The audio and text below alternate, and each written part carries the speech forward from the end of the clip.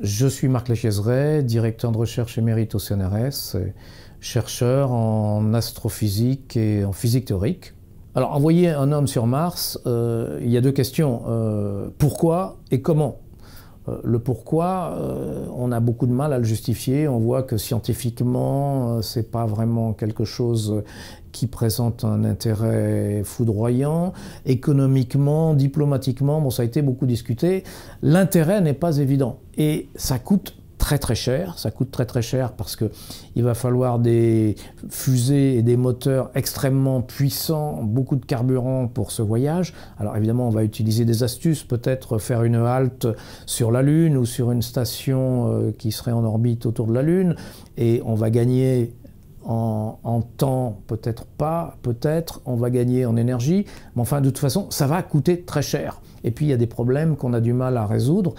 Par exemple, il faut que ces cosmonautes puissent manger pendant tout le trajet et pendant leur séjour sur Mars, etc. Donc, on ne peut pas emporter des boîtes de conserve ou des lyophilisés. Donc, il faut prévoir un système de recyclage de nourriture. Idem pour l'eau. Il faut recycler l'urine de ces cosmonautes. Il faut recycler l'air qu'ils respirent. Bon, c'est très compliqué. Ça peut se faire, sans doute, mais évidemment, ils vont un peu toujours manger la même chose. Et puis, psychologiquement, c'est difficile. Et le problème psychologique est un problème extrêmement difficile à résoudre.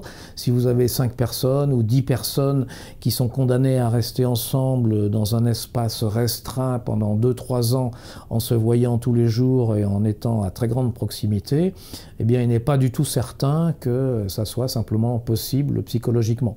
Et puis, dernier problème à résoudre, le rayonnement cosmique.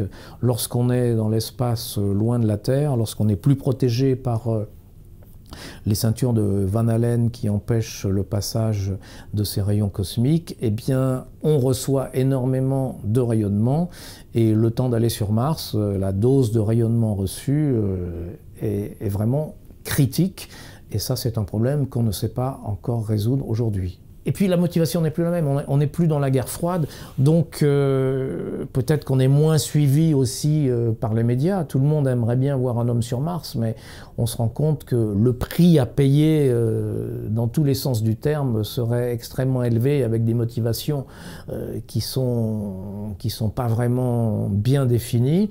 Donc il y a toujours cette partie de rêve qui est indissociable du spatial, mais on voit que les activités spatiales, elles s'orientent plutôt vers tout ce qui a une importance économique ou militaire, les télécommunications, la science, l'observation terrestre, avec quelques tendances qui sont l'internationalisation, la miniaturisation, la robotisation, et puis l'appel au privé, et c'est un peu ça le nouveau spatial.